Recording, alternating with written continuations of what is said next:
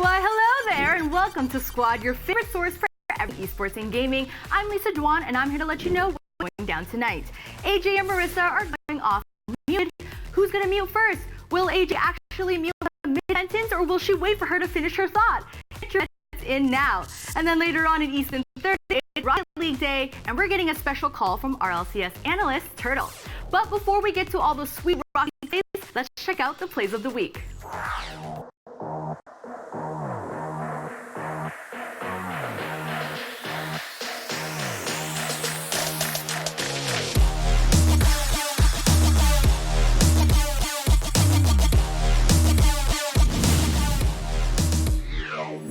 Put your hands together for Jensen and Sven!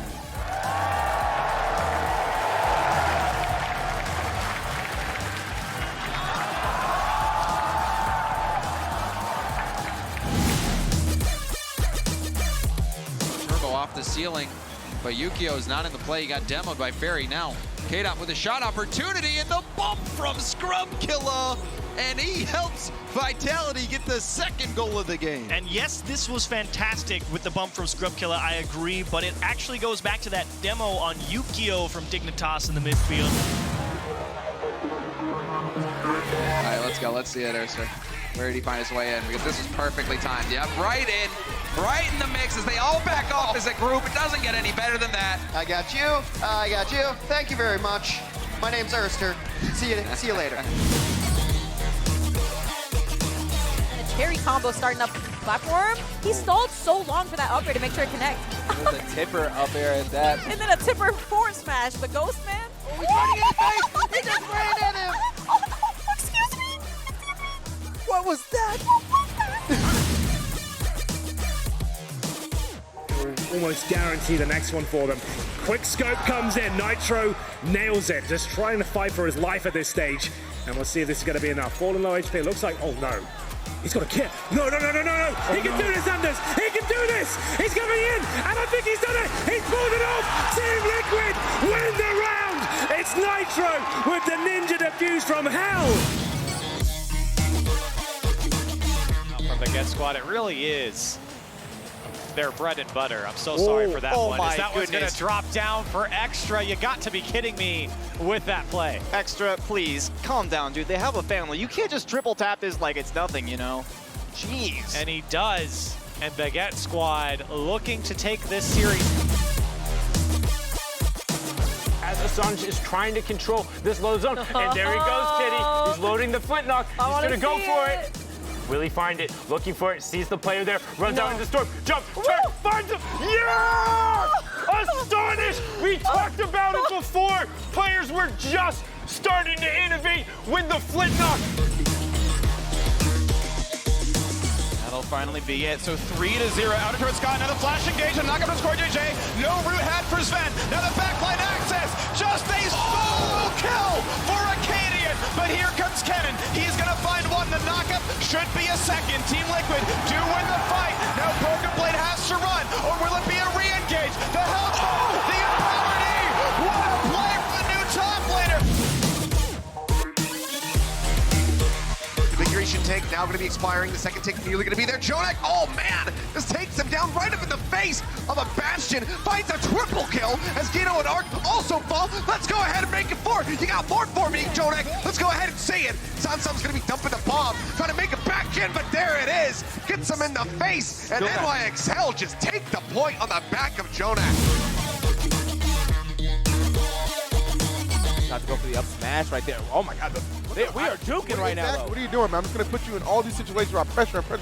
You're trying to duck, you're trying to dodge, but eventually you're going to catch the rock. All right. That was PG-13 right there, right? Anyway. Oh! Fair to rock. Oh, he did get tagged. Still follows up. Look at the pre-fire. Just continues to spray. He knows exactly what he's doing. Shutting down a third. C-set 75 is out, and he's just ready for it. He's got no fear. Oh my God! What is going on?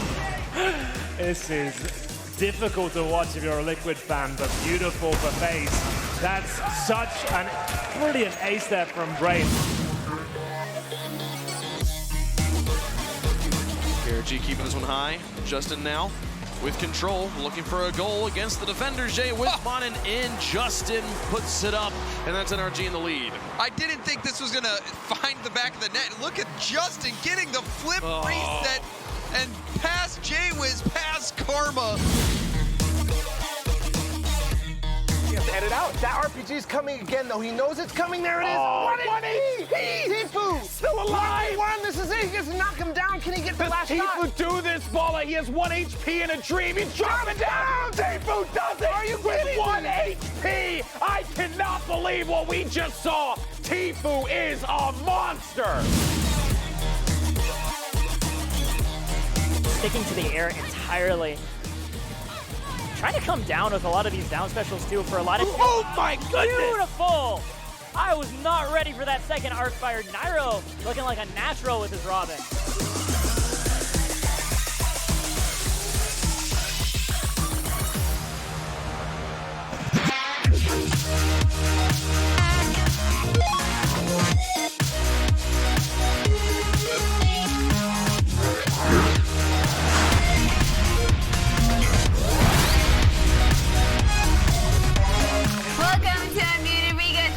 And gaming, hot topics, hot opinions, and hot ladies, and of course a mute button to level the playing field. I'm Marissa Roberto. And I'm Lisa Dewan, and if you have no idea who we are or what's going on here, that's cool, you're new, I'll break it down for you. Producer Tyler's gonna put 2 minutes on the board, and topics will be given to us that we must discuss. You'll also see those at the bottom of the screen. That is real, and at any point in time, if one of us gets out of line and definitely needs to shut up, AJ, put that down right now. I'm showing the audience. They can see it. Listen, there's a mute button here, okay? And I can hit it, putting us all out of our misery when I shut AJ down. Let's kick off our stories with some fresh drama in the FGC. I love it.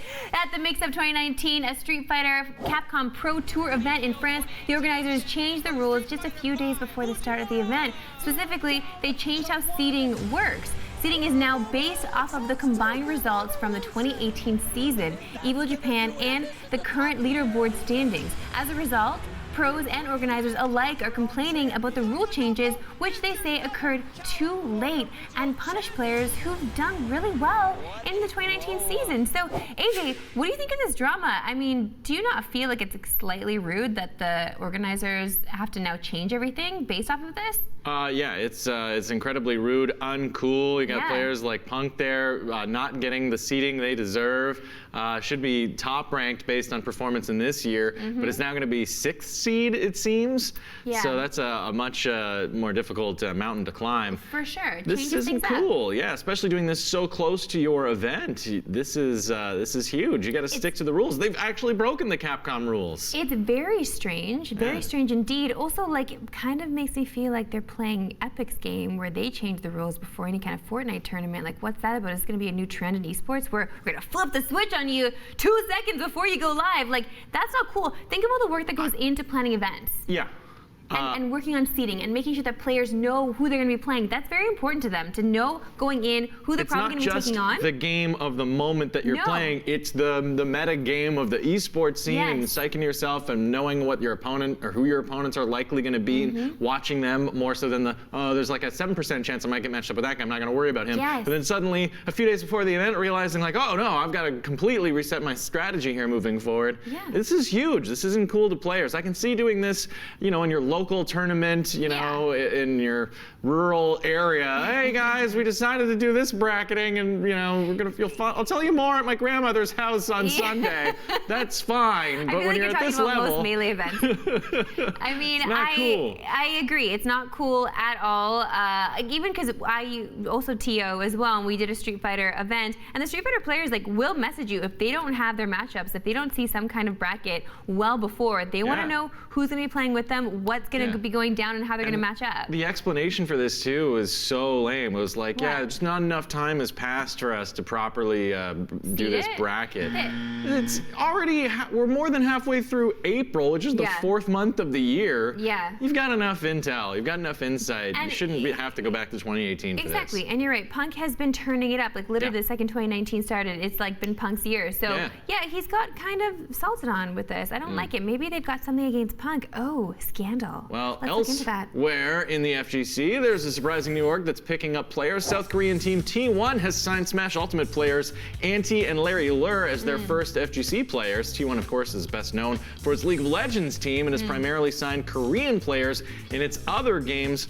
So, Marissa, what do you think of T1 getting into, American esports and signing American players for Smash, fighting games? I think they must smell money.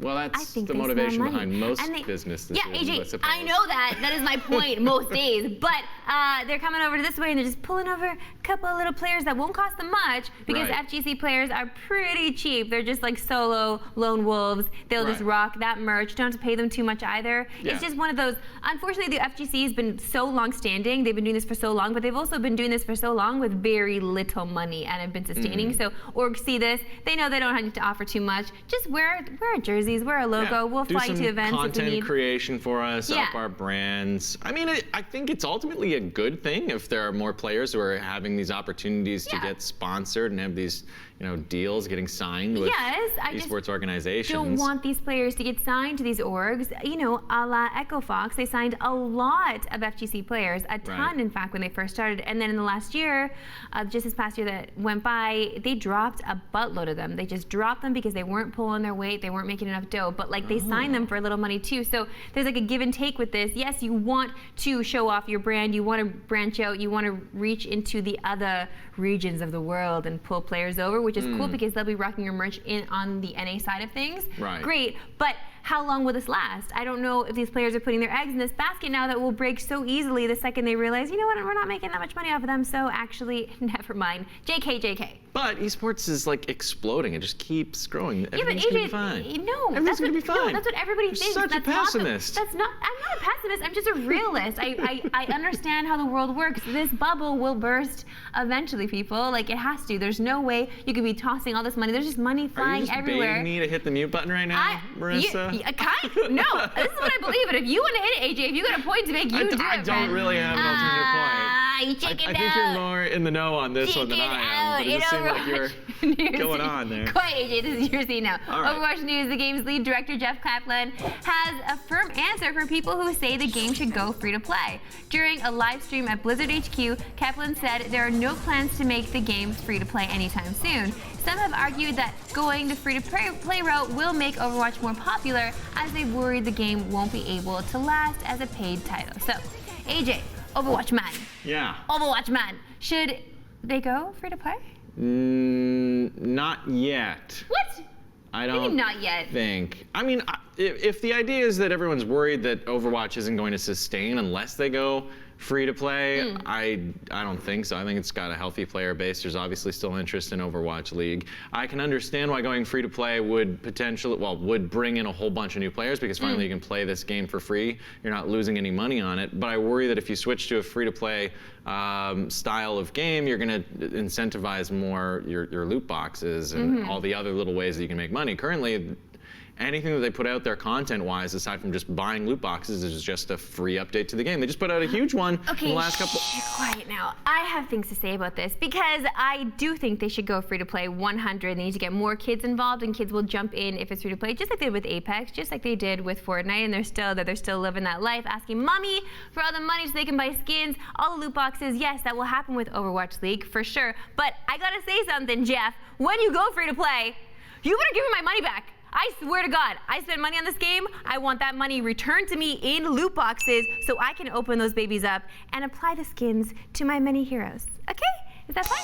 What? No, here's the thing. I don't need my money back. I'm happy that I paid $60 for this game that continues to give me all the goods. I can invest for these loot boxes whenever I want to. I've done it only a couple of times, and then otherwise I just play the game enough that I get a fair amount of the skins that I would want in-game. And who really cares about the skins anyway? You're playing the game for the fun of it, not for looking good in the game, unless that's your thing and you just game to be fashionable in a virtual setting. That's just a weird way to do it. No, keep the game in its current state at least for a little while longer before you even begin exploring this whole free-to-play thing, which is unnecessary, and you would have to redo your financial models there. I do not want to have to pay any extra within Overwatch right now unless I want to buy loot boxes.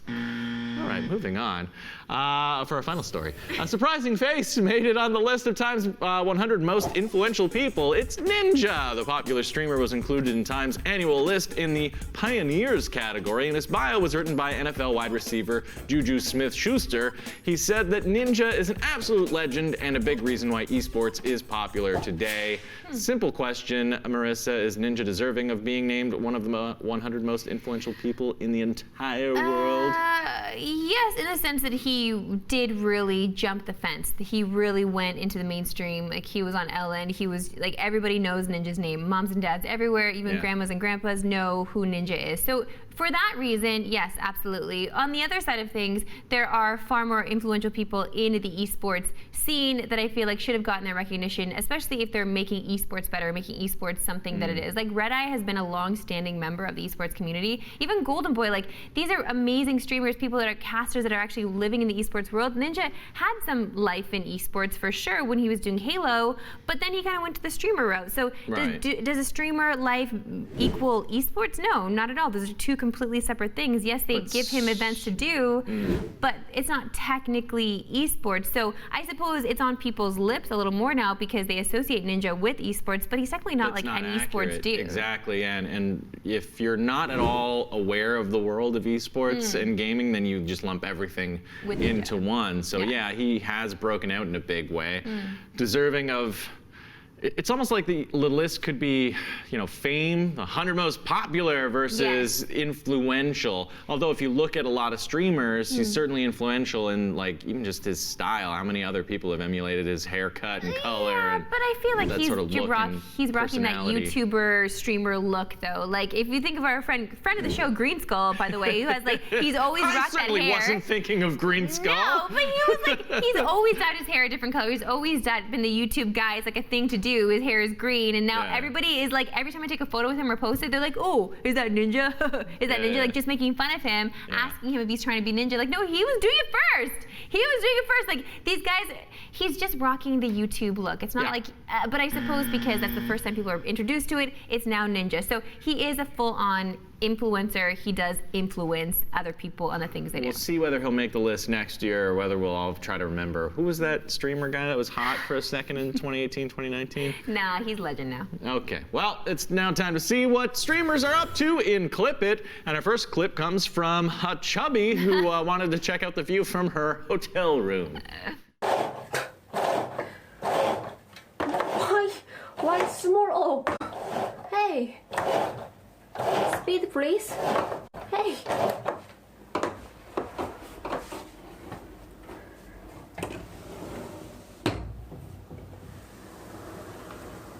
So slow, yeah. What is? What view? What is it? View, hey. Sorry. The window that opens up into the kitchen. Okay, so I love how many layers she had to go through just to get to that nothingness. Well, it looked like there was a fridge in there, and I kind of wanted to crawl through and see what was in the fridge. Like, that would have been put her fridge contents outside instead of in the fridge. But I'm assuming you have a terrible. We've all had them. We've done enough traveling over the years. 1 year going down to Los Angeles for E3, actually, I checked into the hotel. I was pretty tired. And I went upstairs to go to my room, and I was like, okay, looking at the hall, it was kind of T-shaped, and I went down the left way to the hall, counting down the doors. The Shining. Yeah, and I'm like, okay, so the next door, but there's a wall here, and then, okay, so there's a door here. That's not my room, and there's a wall. I actually went back downstairs, went to a guy and was like, I think you checked me into a room that doesn't exist because I was up there and my room, it's just not there. And he's like, no, go back up. And he came up with me and we walked down the hall and he's like, yeah, it's just down there on the left. I walked down the hall again. I was standing there. I'm like, no, there's the wall here. No, there isn't a wall here. My mind had moved the wall at the end of the hall up to this little, I don't know, threshold area thing. It was the trippiest thing. You know in those movies when they do that like rack focus shot where everything just goes, yo, AJ. It happened in my mind. And I was not even on drugs at the time, folks. I was gonna say, like, you need to straight up stop doing drugs. I Like, was that sober, a little jet lagged, but it was the weirdest thing in that hotel. We'll get you help. Bizarre. The help you deserve. Pokimane is back from her Euro trip in her room. Technically, it's Pokemon, people, okay, because her name is Iman, but whatever. Her roommate, Fedmeister, decided to welcome her home with a delicious gift. Evan, thank you, Pepster. I think it's Close your eyes, close your eyes. Open your mouth. Ooh, I don't like the sound of that. Alright, bite. Alright, now chew. I had a hot pepper. Can you promise me it will be hot? It's not hot, it's not hot. Okay. Keep biting. How's it taste? Weird. Is that a bug, Fed? That's a cricket. Actually, it's a grasshopper.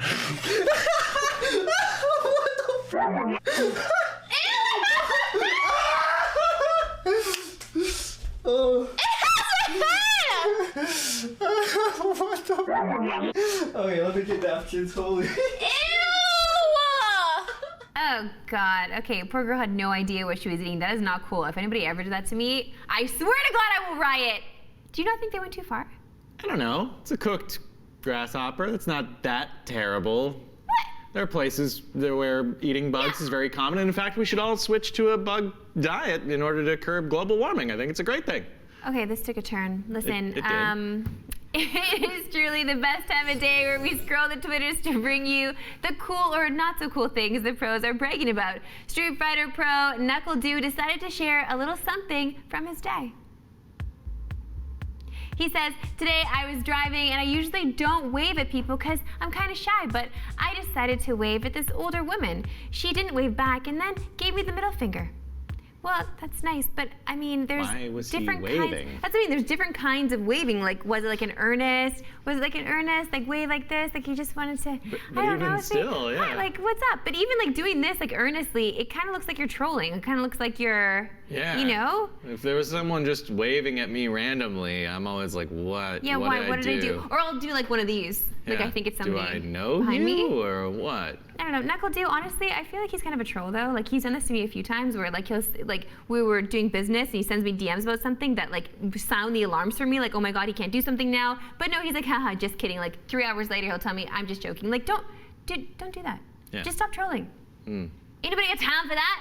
All right, moving on. Next up, CSGO pro Dick Stacy is here to serve. Oh. He says, giving a few lucky ladies a chance to see this up close and personal at IEM Sydney. See you soon, BBY. baby, I guess. See you soon, BB. Yeah. Frankie replied to that saying, just cover your nibs. And then he replied to her saying, only if you cover yours. Which like jokes taken too far. In the esports scene of just like esports stars posting very racy photos, being like, hey, I'm available. Yeah, they like to have a little fun. Okay. Because why not? It's all about branding, right? And if you brand yourself as a fun guy, well, maybe you might get some sponsorship deals, and will come your way. Yeah, maybe he'll get like a, I don't know, some kind of underwear sponsorship. Right. Why not? He's probably pushing for that. Listen, our last profound thought is a little bit of good karma before the long weekend, because you know we're gonna need it. Especially the way AJ hits the sauce. He says, procrastinating hard, just visited 7 different friends at their places of work and brought them each coffee. I don't even like my friends. Ah, Rich Campbell, you're so sweet, man. Like, it's so sweet and so savage that, like, I also have something for my friends that I don't really like. AJ, happy Easter. Amazing. But that's so sweet I'm giving to you now, but I'm gonna be savage and make you take a bite right now. What? And I have to take a bite? Yeah, and then you have to, And then read my next row? No, it's okay, I'll read it for you. Aw, how's it, Muffin? That's good. Does it taste like Easter? It does now. We are no way sponsored by the company that makes this donut. Moving on to Crowd Control. This is where we show the best memes and stuff floating around the internet. The first post was from Redditor Unholy Knight of Bihar, who proves that a perfect license plate does exist. I can't. So we have here a Honda. Okay. It's a Honda Legend. A Honda Legend license of plate Zelda. of Zelda. Oh. Yeah. Oh. That's so nice. He's a big Legend of Zelda fan. That's amazing. Good for him. Good for you. I'm not really a fan of like the vanity plates though. They've got I guess that one's okay. My dad is a voice guy, and his vanity license plate is narrator. Narrate R. Yeah. We can do a lot of these for games like a Nissan Titan, Fall, the Subaru Legacy of Kane, or the Chevy Sonic, the Hedgehog, the Kia Soul, Caliber. That's good. That's clever. Yeah. I don't know. I don't have any of those. I'm sorry. Yeah. I'm not clever with that kind of stuff. It was like the Saturn. Wasn't there a Saturn video game? Saturn 5 or Saturn 6 or something? Anyway. There's a Sega Saturn. The Sega Saturn. There you go. Boom. Riot Games recently released an updated look, including a new logo, but the community's reaction has been a little mixed. So graphic designer It's Hyper Sugar on Twitter decided to take it upon himself to make some slight tweaks. Alright, so I think you have a very amazing logo here, but let's get rid of the S because it's one game, and then let's just move this part a bit up because it's just out of balance, and move this to the left as well, and then it just creates more dynamic in the logo, you know. Then get rid of that part because it's ugly. Change the color to more brighter red because it attracts more younger people and it's amazing for a game. And let's just put it in a circle because circles are awesome, and a rectangle is just boring, and then there's just inverted colors. Yo, that's good. Yeah. That's really good. I love that. That's quality content right there. He smashed their logo right up. Sly. Very sly. But okay, so which game, in your opinion, then has the best logo? Ooh, best logo? I'm a sucker for classics. I thought the Quake logo was pretty cool. Although that came along with the Nine Inch Nails soundtrack, so I don't know. That's where my heart lies. Okay, so then worst logo? Honestly, if we can bring up that Overwatch logo again, it just when they announced Overwatch, I'm like, believe me, I love the game, but the logo to me is just like, what is that? It's a peace symbol, kind of broken up, I guess, with like one section at the top. Is it two hands praying? I don't know. This means nothing to me. Shiny. It's got like a shiny it's an mane. O with kind of a W in it there. It's just shines here. It doesn't stand out as anything in my brain. Okay, it's fine. We can sell some Overwatch all day, can't we? We could. Yeah, but we won't. Now it's time for our last post of the day, and it's a juicy one, courtesy of @IGotSilver. Let's bust down. I want to see you bust down.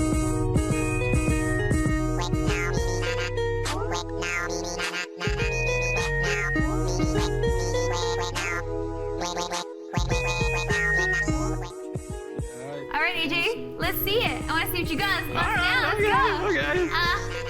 Yeah. Yeah. Oh my. Oh, AJ. Whoa.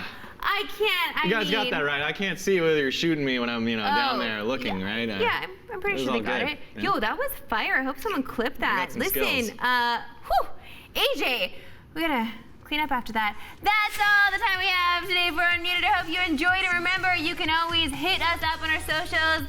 Someone type in ! socials right now so we can see our channels. It's gonna be Lisa for sure. Watch out for next time. We will see you next week. Bye.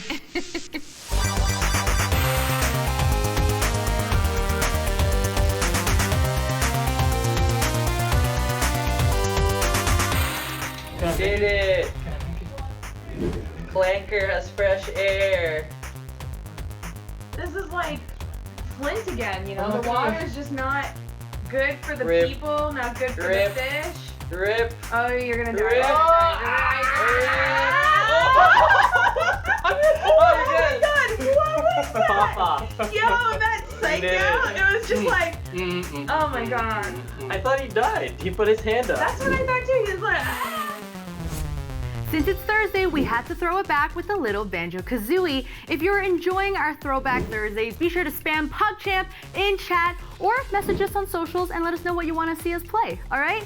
Now, just in a bit, Marissa and Nick are going to be talking Rocket League and esports in 30, but before we get to that, let me get you caught up in the news with Reported.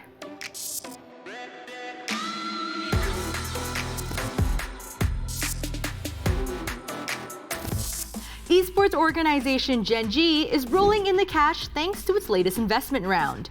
The org operates an LCK League of Legends team and is the parent company of the Seoul Dynasty. So, how much exactly did it secure this time? How's $46 million US.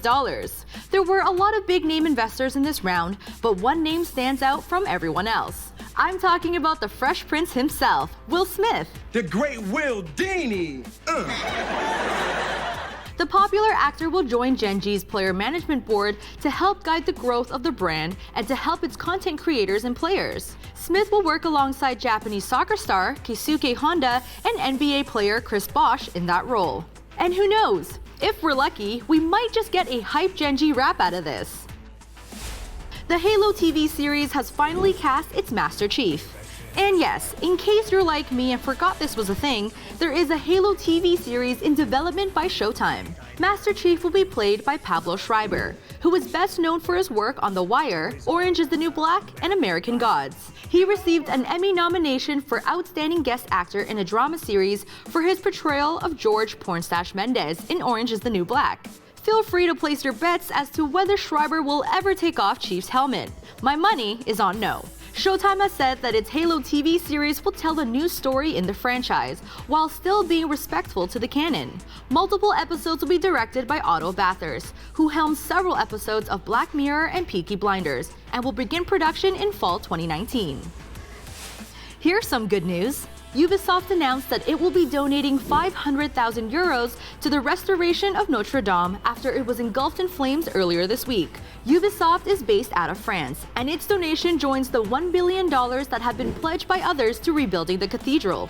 But that's not all Ubisoft has done in the aftermath of the fire. For the next week, PC players can download and play Assassin's Creed Unity for free. That entry in the Assassin's Creed franchise was released in 2015 and features a digital recreation of 18th century Paris. This includes the Notre Dame, which some have speculated could be used to assist in the reconstruction efforts. In any case, check out Unity while it's free, because it might just be the best chance you'll get to see a completed Notre Dame for a few years.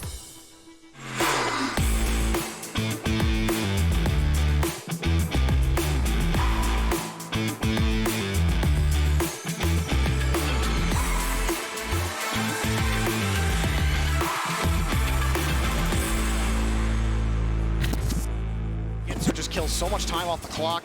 Chicago, another boomer down. JF is there. Back to Chicago. Shot and goal for Chicago. Forces Violent Panda to buy time for Dignitas, and maybe that's what Vitality needed to finally get unstuck from their own hands. Scrub could end it here, and he does! Scrub with the solo play.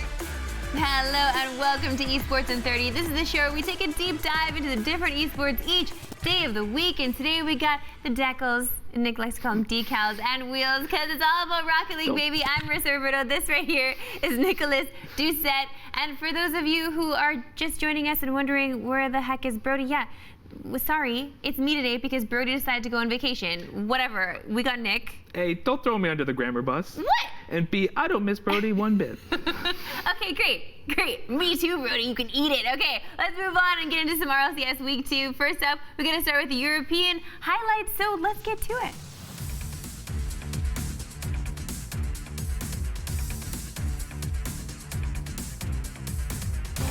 And now an open chance for Kata, potentially, and throws a change-up! Gives him with the change-up, man. He thought the shot was coming in hot. It comes in soft, and that's goal number 2 for Game 3. And it has been Bluey on the back line so many times that he just keeps getting beat by this Vitality offense. Momentum. The Vitality starting to build. Here's an opportunity for Devo. Hits it off the crossbar now. Miscommunication and a breakaway attempt. Just the open goal syndrome of the easy shots, the ones you miss the most, but he will not hear the end of that. You know, a turbo pulse a reaction. And look at this! Deflection to the side on a demolition on a Yukio. This is a good opportunity for PSG to get it past 2. Here comes Farron with the last shot to put it in and win the game. They want to do it. There's the one they can possibly work with, but Fruity cuts back in the tight rotation, and Farron with another shot on to sink it in. The nail in the coffin, put him in the ground. Tadpole ends up giving it right back to I. Repco to I. Shot off the post and in. TSM. Mystic carrying this one. He's over one defender. He's got one more to beat. Lost it. Bump! Goal for Speed! The Bricks tie the game. Past the corner. And Tigre almost caught himself a little too far forward. Speed tries to go back post. Alex is already there.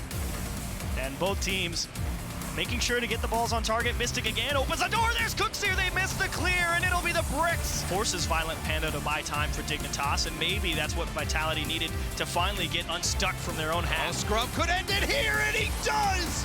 And now another double commit there for Dignitas, but it has been Kata. And now the bump play from Scrub yet again.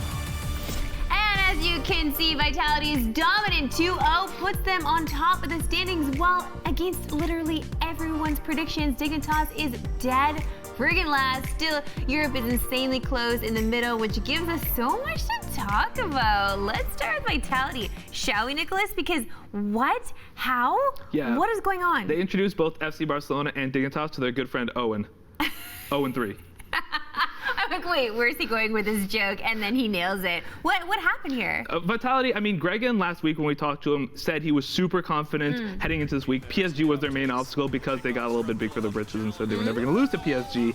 And coming into this week, even though they're playing two insanely tough teams on paper, they really stepped it up. Their teamwork, their rotations, the striking was just all on point. Everything was clicking for Vitality. And on the side of FC Barcelona and Dignitas, which we'll get to in a second, it just wasn't working. This was just a fantastic performance by Dignitas. Well, sorry, by Vitality. By Vitality, yeah, of course. But I mean, so KDOP obviously moved over, right? So how has he transformed Vitality in your eyes? I think he's just smoothed out everything about this team in terms of their rotations, their communication. You know, when you've got a player who's been to the World Finals and won it as many times as he has, he certainly brings a more calming influence, I think, and he's really clutch as well, which is something that I think was missing from this team. Well, do you think that maybe he's got the other teams read at this point because he's dominated over all the other teams with Dignitas? Dignitas, like, obviously he knows their strats, their plays, how they communicate. Obviously he could bring that into the fold as well. Yeah, it's tough to say, but I mean, if you've played with a really excellent team like the former Dignitas roster, and then you're bringing that knowledge and that experience over to this team where Scrub, still just his second RLCS season, he's playing incredibly well, but sometimes we do forget he is still in school. He doesn't have time to do this full time just yet, and having a veteran presence like that who can get a read on their opponents really quickly, and obviously Fairy Peak has been around a long time as well. So having those players that are able to get those reads on opposing teams really fast is definitely a benefit to Vitality here. I just love that he's keeping with the can't stop the KDOP. Like, he's not letting that train die. Not in the slightest. Right? I do want to ask you though, does this make Vitality the new favorite in Europe to everyone? I think so, although it's still pretty early to say, but the challenge, they really dealt with the main challenges that people thought, it's going to be Vitality, Dignitas, FC Barcelona as maybe our top three in Europe, but Europe is so insanely close all the time, but they absolutely manhandled them. I mean, FC Barcelona, it was a perfect series. 3-0, 0 goals. That is savage. Well, we should talk about FC Barcelona, yeah, because, I mean, love that, FC Barcelona, number one, just jumping in, let's take charge. I can't even imagine the pride that those players have putting on that jacket. The jersey, yeah, the jacket, my goodness. But Vaudeville did mention, well, listen, we've all mentioned Bluey's attitude at one point or another. It's come up every now and again. Yeah, so is this a true test for Bluey then? Yeah, I mean, I think what Gregan said last week is going to be true, which is when Blues teams in the past have faced issues, there's kind of been some internal sticking points around him. And, if you're going to get perfect series in the second league of league play against a team that theoretically, I'm sure FC Barcelona in their mind were like, we can beat Vitality, we can be the top team in this league. And they just got trounced, and that's got to hurt. I think that going into next week, whether or not FC Barcelona can bounce back or not, is really going to define this season for them. Yeah, because I've seen Bluey on one of his lows, and it is actually pretty scary to be around. Like, I don't like being around that aura. Like, it seems really scary and low. Like, you don't even know how to interact with them, especially his teammates. They all get very silent when he was with PSG. So I'm just wondering if this camaraderie is different with this team, if you're seeing maybe there could be some spice there.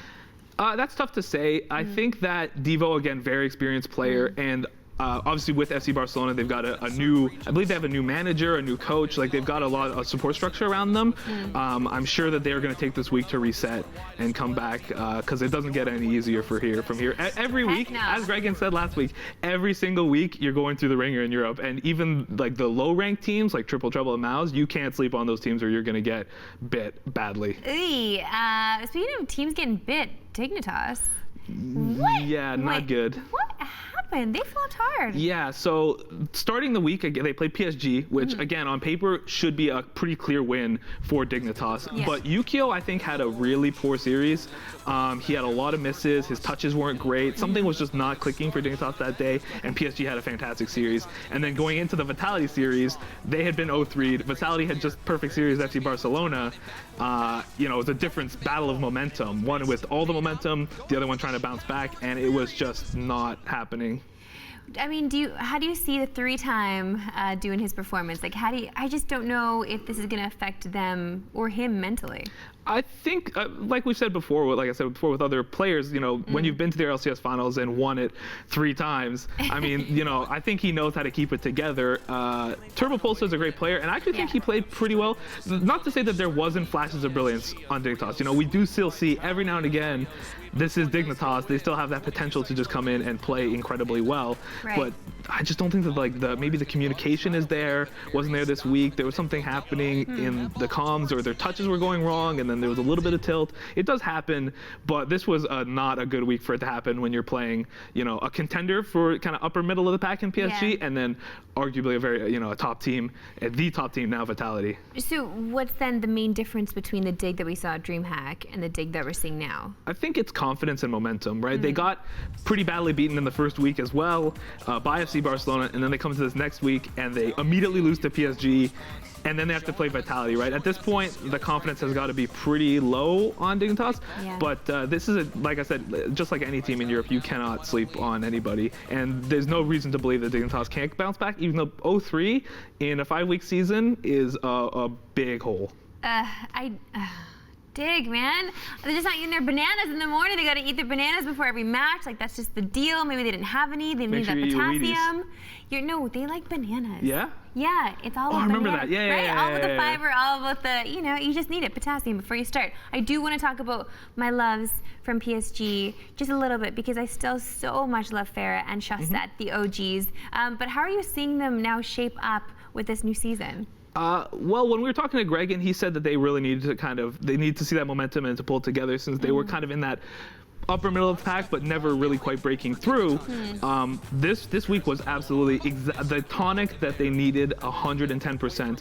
Farah played unbelievably well. I thought he was fantastic. Chaussette popped off on a few goals, and we didn't see Fruity too much, but I actually don't think that's a bad thing. I think that it shows that, you know, if PSG, he sees that Farah and he sees that Chaussette are having a fantastic week, you know, he can take a bit more of a back seat and be a more supportive player and play his role if that needs to happen on the team, right? Whereas we saw towards the back end of the last season when they made their run, it was really Fruity carrying the torch on that one, and Farah and Chaussette supporting him. So it's nice to see there's a little bit of flexibility to PSG in that regard. No, I do like that, because you want to see the switch, right? Because with Bluey, and then Bluey was often the one leading charge as well, just because he was technically like team lead. So to see Fruity kind of take a step back is very interesting to see how that dynamic will shape out, because I would like to see these boys on top. I feel like they deserve it. This is a team that has a good history and a lot of potential and a lot of talent. So I mean, I feel like a broken record, we keep saying it, but Europe, man, it's just every single team, top to bottom. You look at it and you're like, man, maybe, you know, maybe PSG can win next week, or maybe they won't, but, you know, because Triple Trouble is so good, and so it's just a whole mess. Well, it's just fun to watch, but we should talk about the teams that are kind of close to getting chopped. TSM. Yeah, so TSM, they had a good week. They beat Triple Trouble 3-0, but they're kind of they haven't played any of the top teams yet. I think they played Mouse and they played Triple Trouble so far. And they play FC Barcelona and Vitality next week, or this coming weekend, I should say.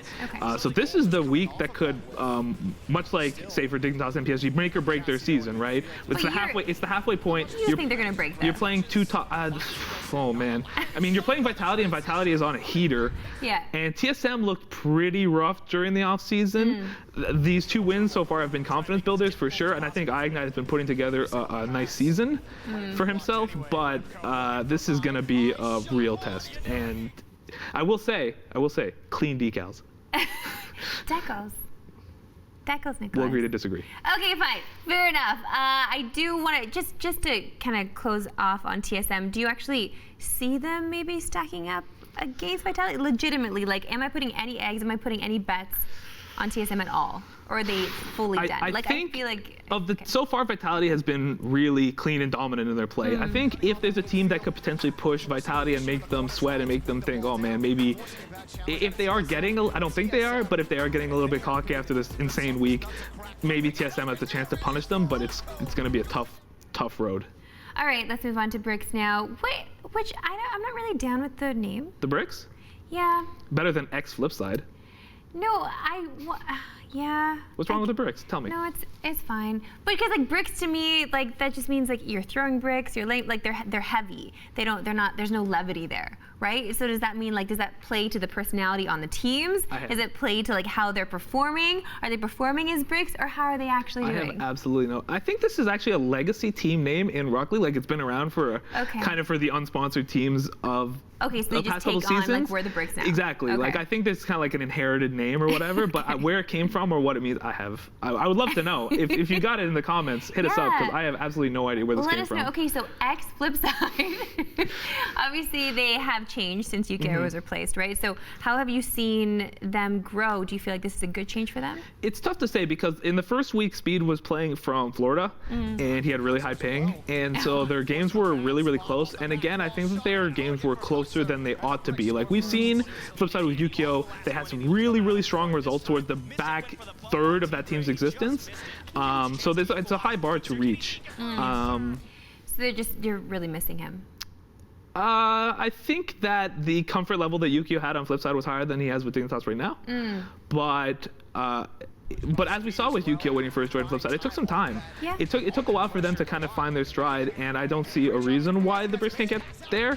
They've got Mystic, who's obviously a very experienced, fantastic player. Yeah. Cooks, you're one of the gods of Rocket League. Agreed. So whether or not they make the playoffs, I think is the primary question. I don't think they can challenge as a top team yet. They should make the playoffs, though. I'm pretty confident they'll make the playoffs. Fingers crossed for the Bricks. They'll have some kind of levity. Europe is so insanely full of storylines. I'm sure we could go on all day, of course, but we have to give North America some love, too. But before we move on, we've got an awesome guest calling in right now. And while we get to him on the line, check out these highlights.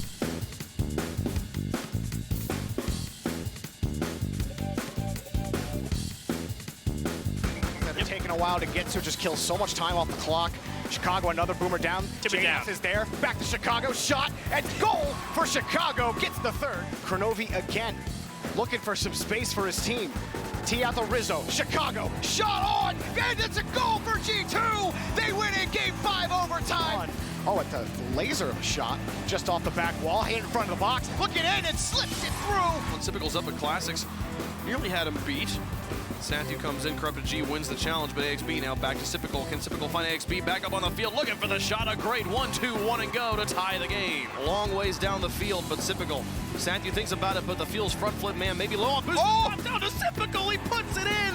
What a positioning. KRG keeping this one high. Justin now with control, looking for a goal against the defenders. Jay Winspan and in. Justin puts it up, and that's NRG in the lead. I didn't think this was gonna find the back of the net. Look at Justin getting the flip reset and past Jay Wiz, past Karma. Solid contact down the field. Garrett G puts it right back. Now following this one, wins against Karma now towards the box and finds the shot. Are you kidding me? Off the ceiling, he passes it to himself. And oh my Garrett moment, look at this. 40 boost, gets the challenge, and saved his boost to go after that. He set this up for his team. The pass out, Corrupted G is there. Rizzo wanted to commit, but Trippe was too close to the ball. Instead, he's rewarded with the ball in midfield. Off the back. Plastics can't get there. Chicago wins. G2 win against Evil Geniuses. So as you saw there, of course, the end of week 2 in North America, there's a much bigger division between the top and the bottom teams. No surprise to see C9 and NRG toward the top, with G2 leading everyone.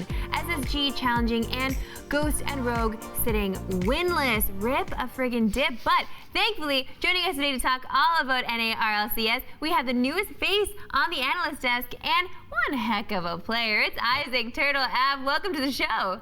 Hey, how you doing? Thanks for having me. Oh my gosh, of course. We're so happy to have you. Yeah, man, you killed it on the desk the last couple weeks. Yeah, it was nerve-wracking, but it was fun. Of course, anytime you do something for the first time, it's going to be nerve-wracking, but you kind of slide right into it. You're just like OGing. I love it. Turtle, I want to start with the top of the pack, of course, with G2. Like, obviously, they're shining here, but is it going to be one of those things where they make a run and they shine for a long time, or do you see them slipping? I mean, G2 has always been a team that's very, I guess, not inconsistent, but they like to keep games close, and that's with every team. I think in their history, just Rizzo and JNAPS in general, they usually go to lots of game 5s, but they always close out series. And no matter the team, I feel like they always keep it very close, and I think that as the season progresses, they're going to keep doing the same thing even with higher teams. So G2's results, as you said, they've been doing pretty well, but they haven't really played any of the other top teams like C9 or NRG. And Brody, when he was talking to me about this week's games, he kind of mentioned maybe there's some inclination that's not a top 3. It's like a terrible twosome. As they are right now, do you think G2 can still slot into that top 3, or is it really a more clear division? Right. I definitely think G2 can slide in that top 3 because, like I said, I don't know. This edition with Chicago, while it might seem a little bit shaky from time to time, I think that if they can pull through together, which they have over these, I guess, lower tier teams, then once they start facing NRG, it's kind of like a warm-up, if you know what I mean. They're literally warming up against the lower division teams to play against the top 3 and the top 2. We need to talk about Ghost here because they seem to be in big trouble. Not going so well. Yeah, they've got really low offensive numbers. They have to beat G2 next week, but do you see this coming to fruition? I really don't see it being a possibility. I think if they want a chance, they really need to start bringing Illusion in more into their rotations and possibly work on, I guess, developing a new strategy. And I mean, it's still possible, but with G2 and how they're looking so far, I don't think so. So they mostly brought in Illusion, from what I understand, to kind of fill a defensive role. You think that maybe they should change that up to try and maybe break the system they have now to get some different results? Exactly. A team like this, and a lower division team, I guess, coming into RLCS and getting a couple losses right out the gate for the first 2 weekends, what you want to do is you want to, right now, focus in scrims on changing your play style and changing your game up. So I think that we're going to see a different type of Ghost team, and hopefully it'll be more effective, but I still don't see them taking down G2. Ooh, so like there's no chance at all that you think they're making it in, like they're done. I mean, I don't want to be like negative about them. I mean, it's still possible. I'm just saying G2, I think they're a little bit too sturdy. It's a tough road after going 0-3 in RLCS. There's only 5 weeks you really have to play every single week. Rip those boys, I just love them so much. I do want to talk about C9, another group of boys that I love. They didn't start out slow like last week. So what's the status for our defending champions after 2 sweeps? Oh man, C9 are always on top. I don't think that they have a really poor week in league play, and I think that comes down a lot to Torment being the consistent member in the back and just showing up on defense almost every single week. So they haven't yet played. This is kind of similar to G2. We were saying they necessarily haven't played a top team yet. They don't play NRG until the very last game of the entire season. Do you see that as kind of being like the clash that could potentially decide first place if both teams go undefeated to that point? Yeah, I think that's going to be probably one of the most anticipated games of the entire season, and probably one of the deciding factors as to who comes out on top. Let's talk about EG here, because it seems like Drippe doesn't really know where he wants to be. Is that what you guys are seeing on the desk as well? Right. Drippe is definitely a new mix-up. I think he does bring an interesting style from OCE, but I think he fits well. It just needs a little bit more practice and a little bit more time to mold with his team, but they've already been doing solid in league play, so I think that they're just going to keep progressing as a team and could be, you know, a top contender in my opinion. So they do play C9 and NRG next week, so it's definitely a really tough road for them to get back into that playoff position. Do you think that's, based on what you saw last week, just 1 week is enough time to potentially get them one win against either of these teams? It's definitely enough time to solidify what they're already doing, but against top teams like C9 and Energy, you have to bring something new and something, I guess, surprising to the table, and a week might not be what they need to figure everything out, but I definitely think that they will have at least a couple games off of C9 and Energy, and with the, I believe they take not just a series score, but like individual games as well. I think if they can get a couple games on the board, that's really all they want to do. We should talk SSG as well. These new boys coming in, killing it. The new babies. I mean, they officially challenged, of course, 3-0ing EG. Kind of crazy. So they look super solid, but accuracy seems to also be a bit of an issue with them. What are you guys seeing on the analyst desk? I definitely agree with you. I think accuracy really is a major issue when it comes down to them and getting these shots in. But I do think that if they can somehow start looking for more cross-field pitches and passes where you're kind of clearing the ball horizontally, I think that's really where they can shine. So one thing I noticed with both SSG and Splyce as the new teams coming out of the rival series is that they tend to look for passes primarily. They tend to do less solo plays and more passing first. Do you find that that's a trend that comes out of rival series because that's something that works in rival series, and maybe they need to bring that down a little bit in RLCS and be a little bit more bold in making those solo plays? I definitely think that's a great point, because coming from the rival series, teams are more, I guess, team-oriented, and it's not a lot of 1v1s and a lot of individual player skills. But when you come into RLCS, it's kind of like a mix-up of both. You've got fantastic solo play and individual skill, and you've also got really great teamwork. And I think people coming in from the rival series think that they need to do everything as a team, which they definitely should. But going up against such high-level skills and such high-level defense, you have to show up in the 1v1 game. We didn't really talk about NRG. Not yet, no. We should I talk mean, about it feels NRG. like it's been business as usual for NRG. Right? Okay, so they're just like killing it. They're doing fine. They'll be okay. Yeah, I think that's a pretty decent read on NRG. They've played super well. I felt like maybe C9 and G2, the other two top teams, were a little bit slow starting last week, but NRG doesn't seem to have those problems. What's your read on NRG there, Turtle? NRG has really never failed to show up in league play historically, and I think a lot of that does come down to Garrett, and I'm always going to be a big fan of Garrett. Garrett has probably one of the best mental games in Rocket League, in my opinion, and I think that what he brings to the table, not just in the game, but also as kind of like a team leader and just a presence on the field and in the comms, is something that not any other team has. I want to talk about Splice here too, because obviously they were 0-3'd by NRG.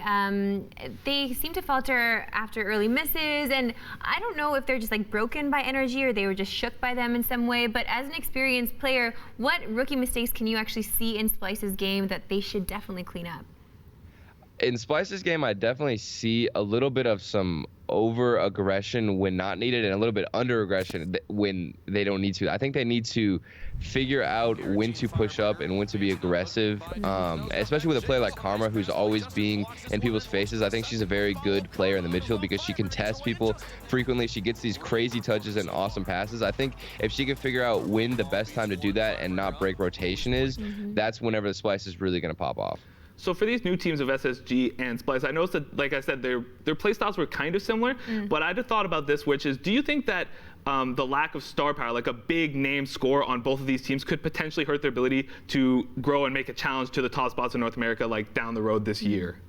Yeah, completely. I think that, like we were saying before, if you don't have a 1v1 game and a solid individual solo player who can take these individual challenges, because like I said, coming from the rival series, you have to, you're obviously a well-functioning team together, but sometimes the individual skill might not be there yet because you're going against such high defense. So if you don't have a star player like that who can really make these crazy touches or get, a solid flick or a 1v1 pass, then it's going to be a lot more difficult. Turtle, it's been amazing chatting with you today, but we're out of time with you. Thank you so much for calling in, and keep killing it on the caster desk, dude. Great. Thank you so much for having me. What a beauty. Excellent flow. He also is a musician, apparently, as well. He makes if you music. haven't checked out his songs, they're very good. Good kid. All right, Nick, we've got a few moments left before we have to say goodbye. So I do want to ask you a little bit about what's been happening in Rocket League, not just this week, but I feel like especially at the start of the season, a lot of people have been talking about the fact that this is just too quick of a season. Like there's 2 seasons and they just go by too quickly because they're so short, and relegation just seems painful because of it. Yeah, so I mean, we've brought it up on past, like last week, and we talked to Turtle about it. It's just every game and every matchup matters so much because it's a 5-week season. You're only playing 7 games total, or 7 matches total, and if you start losing 1 or 2 or 3, you could just be out of the playoffs by week 1, honestly. Like Ghost, I was talking to Brody, and Ghost went 0-2 in the first week, and I was like, is that it? Could that be their season right there? And so there has been a discussion about whether or not the league play should be doubled or even tripled in size, make it 10 weeks, 15 weeks, do 1 RLCS final, and that way the storylines can develop, the teams can really hit their stride. Because, for example, with Splice, they're already 0-2, but they're brand new to the RLCS. It would feel really bad for them if they only get 5 weeks of experience and then all of a sudden they're fighting for relegation and they get relegated again. That sucks. So it would be great if there was a little bit more time to develop those storylines, get the players some more experience, and really hammer out who are the top teams. Like I remember last season, Mousesports won their first 2 games and then lost the rest of the season and still made the playoffs at like 2-5. Which is ridiculous. It's insane to me, right? So I think that this is a discussion that needs to be had. Obviously, it can't happen this season because we're already in it. We're already in the middle of it, And it probably won't happen next season. Which is crazy to say. Like, it's week 2. Oh, we're already in the middle of it. Because, Yeah. like, next week is week 3, and, like, that's it. That's literally the halfway point. Which is crazy. Okay, so from my perspective, obviously you know that I just follow the money trail.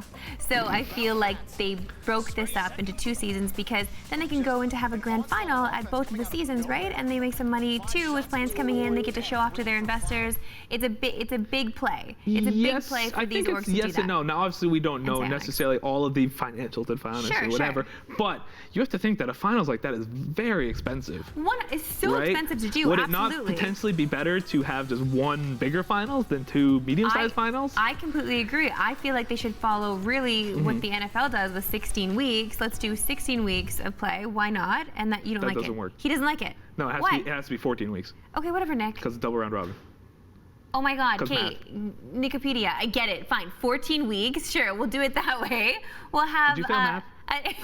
We do the math, and then we have just a big grand final. But I don't know. I just don't understand why then we have to divide it into 2. Or maybe they're just testing the waters. Maybe they just want to see what works with fans and get community feedback. I mean, it's been like this for 7 seasons now, probably 8 seasons by the end of the year. And with the implementation of the esports store, you know, maybe this is the time to make some adjustments to the RLCS, right? Like partner with this esports initiative to really do potentially what is best for the teams. I mean, you'd have to ask the players and the teams what they want. I would lean towards probably most of them wanting a longer league play, 100. because on the side of the orgs, it's better, right? More games in the RLCS means more exposure for their org before they potentially get relegated, right? Exactly. Yeah, I would. And if you don't make the finals, only the top 3 make the finals, right? So more exposure, more games, more matches. In my opinion, it's better everything, but.